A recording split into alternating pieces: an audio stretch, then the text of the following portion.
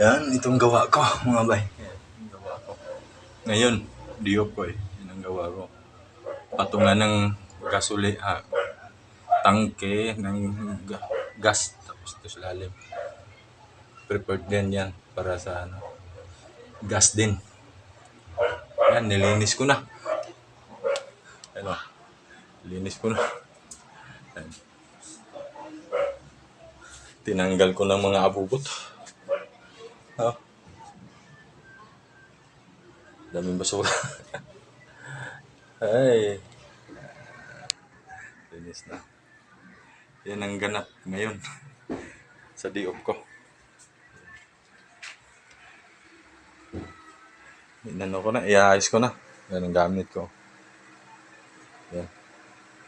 Gamit. Yan ito. Yan ang inano ko doon. Yan ang abang. Ikabit yan. Siguro masusunod na linggo. No? Astig. Marunong na din tayo magkumpune. Kalat kasi. Yeah. Nilinis ko na. Malinis na.